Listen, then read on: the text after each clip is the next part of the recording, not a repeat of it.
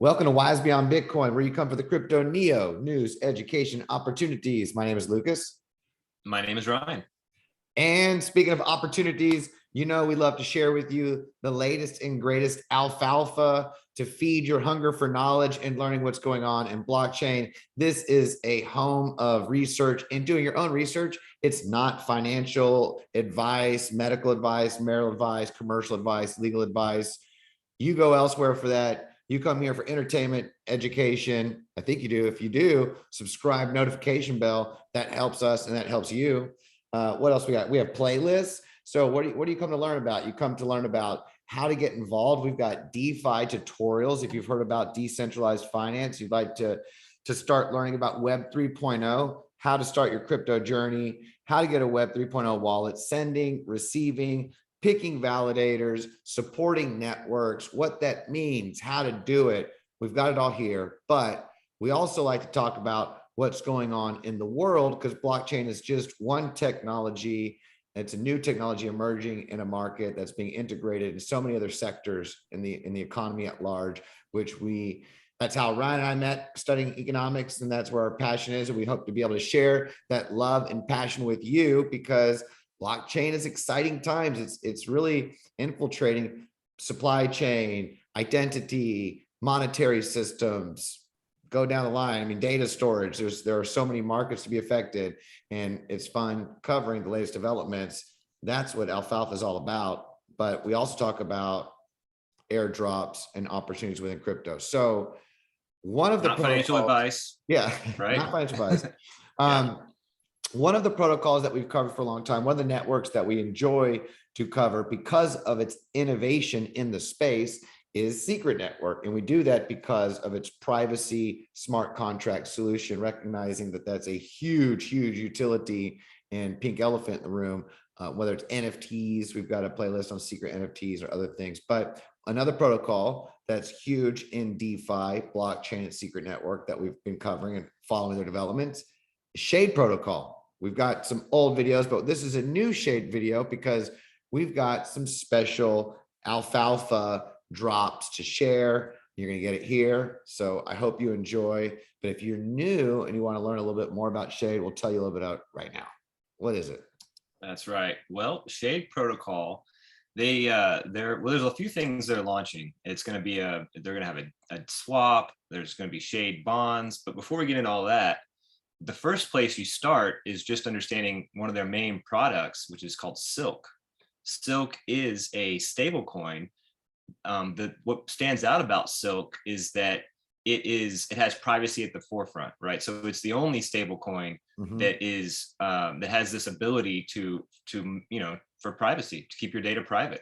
And so that's really the what stands out about Silk. Now that's huge. Before we go further, because that's in economics, or when people are learning about money, what is money? There are three founding tenets that are usually that people rely on. It's unit of account, store of value, and medium of exchange. That's usually what's brought up in the books and literature, and people compare whether it's feathers or gold or fiat. It has to meet these requirements. But one of the requirements, we've talked about this, it's never been talked about because every money before has just embedded this feature. But you could say that the fourth pillar is privacy.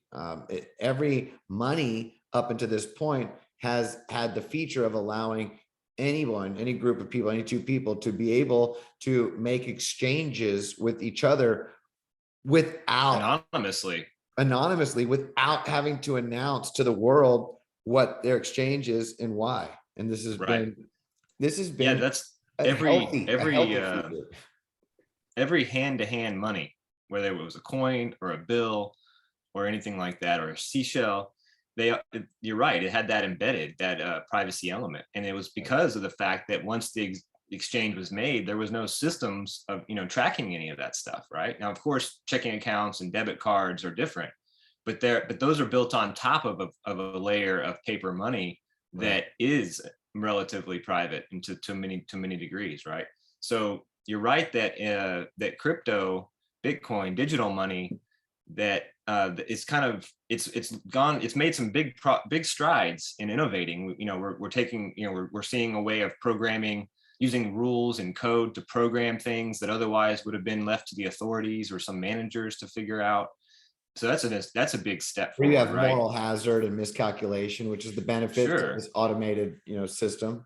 But But many of these projects have forgotten about this important legacy layer, right, of the old system, which is privacy. And but secret network does not. That is at the forefront, and as well as Shade protocol, you know, and Silk. So yeah, big innovations happening here. huge. And it's just a big feature because of all of the support. Stable coins have been huge in bringing in liquidity and stability to the blockchain crypto DeFi ecosystem. But again, there's been under collateralized or no under collateralized stable coins, algorithmic and centralized stable coins. So there are different risks in blockchain and crypto, no matter where you go, such as life. I mean, there's pros and cons to. And before we get into the news, I would like to mention that Shade Protocol, they've looked at what's happened with Terra Luna, UST, and they've drawn lessons from that, seen what was unstable with that design, and they've already adjusted and adapted. They're adding collateral, they're changing, they're including a basket of goods and metrics and currencies to use as an index so that way that the stable coin Silk will grow with inflation, which is different from with Tether or USDC, which has no means of growing to compensate for inflation, right? Those products basically import whatever inflation is happening in the dollar, and you experience that in the digital analog. Whereas Silk or Shade Protocol, they've gone a long way to make adjustments, and they're innovating and improving on stablecoins, and not just in one way, not just with privacy, but also with this question of inflation indexing, and as well as finding a kind of hybrid model between collateral and algorithmic pegs. It's brilliant. And we'll see how it works. We'll see how it works, right? Because they're all experiments, but it's a brilliant attempt. It's a brilliant experiment because think about that. I mean, blockchain and crypto is decentralized, it's worldwide. So why should people looking for stability depend upon the fiat of any one national government or group of bureaucrats, technocrats? So it's nice but yet at the same time, people depend upon the stability or the value, the peg of what exists among these fiat currencies. So to take an algorithm that tracks the fiat as well as gold and Bitcoin, these other inversely correlated assets that can help hedge you and protect you against inflation. Now you've got a peg that is commercially acceptable, it's worldwide, and yet it's not attempting to replace. It's beautiful because it's not attempting to replace. It's not competing with the dollar or the pound. It's not saying we're trying to mimic what your price is. It's not. So I think in many ways it's really immune from any type of legal consequence, because it's not attempting to be the dollar or be the pound. It's attempting to achieve stability, do something different using blockchain technology and collateral and something different. So very cool. But the privacy feature, okay, that's huge. So many huge things happening. And like you mentioned, this is a new technology. It's like when planes were being invented, you want to see if a plane, doesn't work out well and someone comes up with using flaps or the tail, that you're open to growth and learning and adapt and overcome, as they say. So Carter, the economist, one of the head brains behind Silk and Shade Protocol, quickly went to work and actually made a video talking about the learning that came from the UST Luna exploit, which we covered before it happened, and we've got some more news on that as well. But yeah, so this is great. Very cool what's going on with Shade and Silk. And we do have some more alfalfa to share, but this is just giving you that understanding what's it all about, what's going on. And Shade, they're building a complete DeFi ecosystem, not just a stable coin. And there's a lot of things that you can be benefited from a DeFi ecosystem built on privacy which we've talked about before. There are major flaws with DeFi on EVM or in public blockchains, miner extracted value, and MEV, which is, talk about a pink elephant. I think when it comes to DeFi, outside of privacy, miner extracted value is the pink elephant that many people have written about, talked about. It's a huge value that people know exists and is there. But if you're a VC or a whale, you don't care, because it's just a big pool for you to continue to extract value from. So anytime you can plug up a hole in a ship and make it more efficient, that's really what we're talking about here. Okay, so we're going to leave all links below. This is the main website, DeFi with privacy, and check it out. ShadeSwap is the latest DeFi application announced for Shade protocol. So ShadeSwap is going to be like the Uniswap, right? For secret network in this regard, because, well, I say Uniswap, maybe more, shucks, I don't know, Uniswap, Aave, Uniswap. what was that? It's not Banky, that's the other one. It was Bancor. That's what I'm thinking. Bancor, Curve, whatever. It's a combination. It's a full suite of DeFi applications they're bringing in with privacy, and they're taking the lessons learned throughout blockchain DeFi experiments on public chains, and they're saying, let's see what we can do to make things a little bit better. Yeah, I mean, they're looking to create a system of protocol owned liquidity with the treasury and the DAO. That's a big deal. I'm looking at that second tweet, we're talking about the issuance of Shade bonds. This is going to raise money to purchase LP tokens from users, and these LP tokens, I assume, will be going into the treasury to kind of form that liquidity pool, or that protocol and liquidity that we're talking about. So that's a big deal, keeping all that in-house, right? So saying this is going to happen in a few weeks. So this alfalfa is so early. We're basically like, if we're out there grazing on alfalfa knowledge, we're saying go over that field and alfalfa will come in 4 weeks. That's basically what's happening. We're telling you before the alfalfa grows, but now you know where to look. Set your calendar, because this is how early we are in this privacy DeFi application with Shade DAO. These bonds are coming in a few weeks. And we were talking about this, we're so early, we still have something to figure out. So drop in the comments below if you know the answer to this, but are they going to be issuing bonds to purchase LP tokens from Secret Swap or other dexes, because it's happening before the dex even launches? Or will they be selling LP tokens that you're purchasing, that you're creating through the bond? Right. It remains to be seen. Yeah, it remains to be seen that will go to use the for the dex. We'll find out. But regardless, what's the point of the bond? Why are we using bonds to shore up liquidity? What does that do for the DAO? Why would that strengthen them and allow them? What does that give them? What bonds usually have like a duration or a period of commitment, right? Where you have to hold them for so long before they're redeemed. So this is a way of limiting rug pulls or like the loss of liquidity, because of similar to what happened with Terra Luna, right? I mean, this locks in liquidity. And protocols, that's one of the big problems with protocols and these LPs, these pools, is that there's this tendency for out of nowhere, some whale to just suck out all the liquidity, dump it, and then, cash out essentially, and leave everybody else just kind of holding the bag, being wiped out. And so having some means of, of kind of creating a waiting period, and locking that liquidity up for a duration, it limits that risk. It allows you to plan ahead a little better. And yeah, I definitely think it's necessary for what we're trying to build. Decentralized market making. Decentralization is great, but finding the way to design the tokenomics and the rules, it can either work or not. And I do believe that the bonding period is essential to limit the incentives for people to just dump on everybody. Right. Absolutely. Now, there are other things that this allows them to do with protocol owned liquidity that they can take advantage of. Yeah, they're gonna the protocol run arbitrage facility is going to be based in, it's going to be, you know, in-house with the DEX. This means that they're going to be able to reduce fees when it comes to swapping and maintaining certain price levels, and that reduces the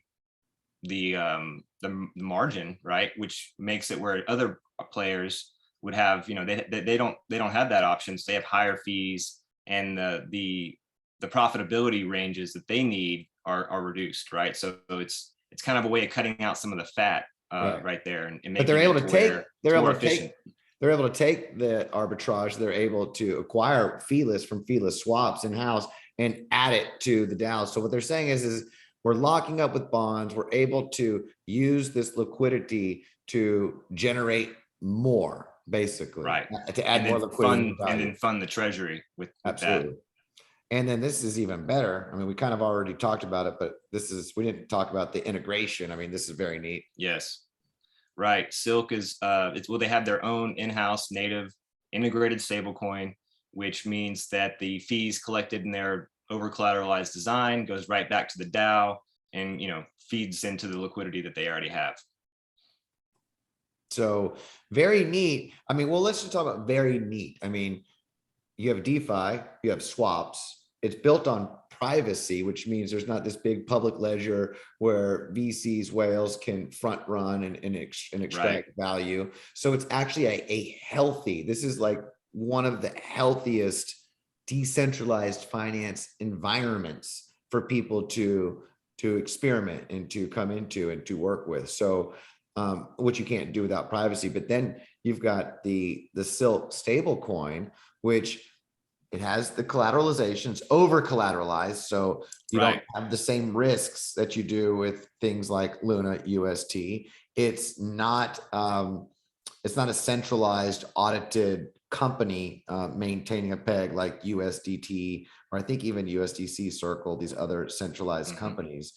And it doesn't have that regulatory risk. I would say that Silk, because it's not trying to peg to any one of these currencies, is it wouldn't make sense that there's any type of regulatory risk, because they're not trying to replace the currency. Well, it's not an analog, right? It's like not an analog. USDC, US, you know, Tether, these are all analogs to the dollar, whereas this isn't. This is this value, you know, Silk is going to be worth, I'm just throwing it out there, it's going to be worth $1.10 or $1.12 or $1.50, depending on what's going on with inflation, right? Which is, so that's not the same as saying, well, these are just digital dollars, because obviously it's different, right? Which is great, because you don't run that risk of some depegging event. Right, because it's not pegged. There's no depegging event that's going to cause a run on Silk. Like, oh no, it's $1.50 instead of $1.51. It's like, is it supposed to be $1.51, right? Because look at where gold's at and look at where Bitcoin's at. I mean, it's running off of an algorithm. And you know, it's funny. There's been proposals for the dollar to kind of be on a similar kind of footing. I didn't want to get into that, but Silk is essentially adopting ideas that are older in the traditional financial system about how to shore up fiat currencies and to make them a little less inflationary, honestly. And so it's cool that they're innovating here in a way that, you know, is relevant to problems that are other markets as well. In theory, this has been talked about in the world of money and finance. So but not with blockchain and these features. This is very cool, good, exciting times, especially if you like economics and money and monetary theory. I mean, we're living in some really exciting times. When you and I were going to school, and all the textbooks that we had to purchase or you know, borrow, whatever, but and none of those books was there decentralized finance. That didn't exist. I mean, you didn't even have they didn't even talk about the Federal Reserve going into the open market and directly supporting, you know, private companies. I mean, there's a lot of things that have been going on in traditional finance that are brand new. That are brand new. We're living in some wild times, right? So I think it's always funny when we listen on television or people come out and talk about what's going on in, you know, with the Fed or in with money, as if people have a handle on it. It's like, you guys are making, these are completely new rules. Nobody knows what's going on. The rules are being written as we go, clearly. Yeah. But it's fun. And here we are. And so thank you for that subscription and thumb and the notification bell. It helps. What else? Okay. So let's see. Staking Shade. Okay. So they're talking about what you can do with your Shade. Staking Shade allows the protocol to do something useful with your collateral, such as bootstrapping liquidity, participating in lending, or strengthening arbitrage pools. And I think this is what the protocol is going to be able to do when people stake. They're going to be able to actively manage the funds and help grow the liquidity and the value of the protocol of the DAO. So, and future, they're giving an eye to future innovation. There'll be potentially be synthetics, insurance options, and more, right? And this will all be generating fees and yield for the DAO to deepen liquidity again. And think about this: where else are you going to go in blockchain and crypto? Because the technology is there for insurance options. The technology is there for synthetics, where you lock up collateral and it's all done on chain. So, but where else can you done with this being built, where privacy by default? I mean, this is beautiful times. Welcome to Secret Network. Welcome to Shade. If you like learning more about privacy and blockchain, you know what to do. Follow us. We'll give you the latest alfalfa. And do we also need to give a shout out and a thanks to Carter, to Carter, to the Shade team in general, who helped us be able to go out and experience the DCentral in Austin. We didn't stay for consensus. Next time, there's always next year, next season, but we were able to participate for DCentral and the after party with Kevin Smith and what's going on with Secret NFTs. So what was your experience with that event where Shade or Secret Network is poised compared to, we saw DeFi Kingdoms, Harmony One, there were other blockchains. Charles Hoskinson came out there. Hoskinson. Charles Hoskinson. Hoskinson. He was out there. He's a brilliant speaker. You know, listening to him was a lot of fun. Listening to him talk was great. What kind of cookie would you be, Ryan? Yeah, well, I'd be an oatmeal cookie. Oatmeal raisin. But my takeaway is that Shade and the secret community in general, there's a lot of, they were out in force big time at DCentral. It was awesome to see so many secret agents and so many people, you know, from the world, the secret IBC world in person, get to people that we speak to, not with voice, but on Twitter, that we're learning. And we some of the stars behind Secret, like Guy and Tor and Eric and Carter, and a lot of these guys we were able to meet in person. So and the major grassroots, the huge movers that are there at the grassroots level in the community. Well, here's what my takeaway was. What jumped out at me. We listened to a lot of speeches, a lot of presentations, right? What jumped out to me was that the secret community and the protocols that we were able to talk to and interact with, their presentations were so much deeper and more detailed and had so much more innovation, or rather information, that was just a little deeper in the weeds, right? They were clearly more, they were just a lot more signal to noise. And a lot of the other ones were just a lot of hype, a lot of buzzwords. We heard the word Web3 a lot. We heard the word decentralization a lot. Right. But at the end of it, what's really innovating? And Shade, just not to focus, you know, overly on Shade, but they're doing some really cool things. And if other protocols look over their shoulder and say, hey, look what they're doing with stablecoins, or look what they're doing with bonds and protocol and liquidity, or look what they're doing with a private stablecoin. They can't just take these ideas and port them over to Avalanche or Harmony One or Cardano, because they don't have they don't have Secret Network underlying it, providing that privacy layer. So I guess what I would say is there's a lot more brain power and a lot more innovation occurring in this section of DeFi, and that the others, while they're doing cool things, DeFi Kingdoms comes to mind, is awesome. But there's definitely a gap. There's a gap, and Secret is exploiting it, and the others are probably just now coming to see the gap, and who knows what kind of things they'll do to change to fill this need, but they're behind the curve, like years behind the curve.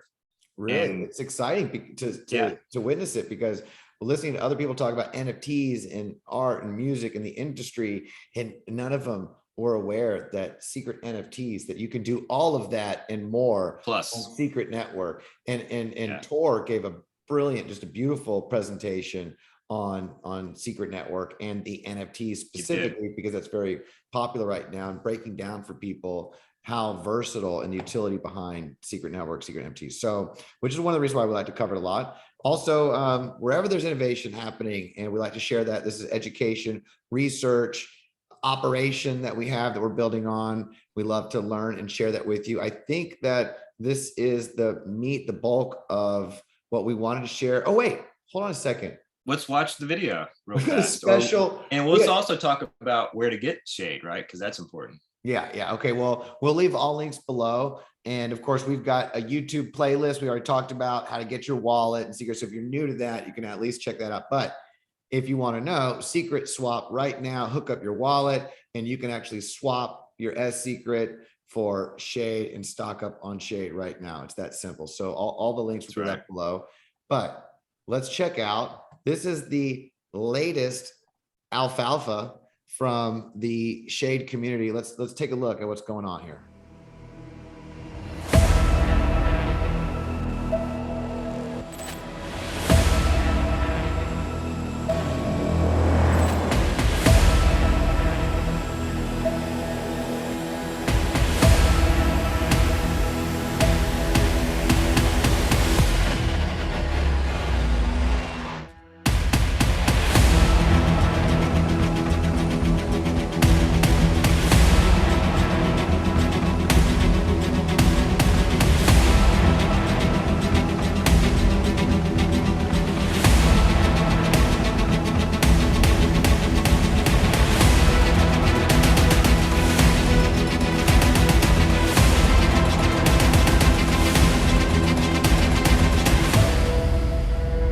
ShadeSwap, bam, boom. There's your alfalfa. Yeah, that's right. Silkpay too. Yes. Now, one thing to leave you with before we end the video is that as these Shade bonds are launched in a few weeks, there will be a new airdrop. Another 10% of the airdrop will be coming available. So if you were eligible for that airdrop, there's another leg of it coming, and we'll keep you updated on that. We have the airdrop video from way back in the day on Shade and walk you through that. So we'll definitely walk you through that as well. More airdrops, more opportunities in blockchain and crypto, more information going on in the world at large, in the economy and the markets, and we're all in it together. So if you like this, you know what to do to give us that love and support. Until the next time, have a beautiful day, and namaste, y'all. Thank you.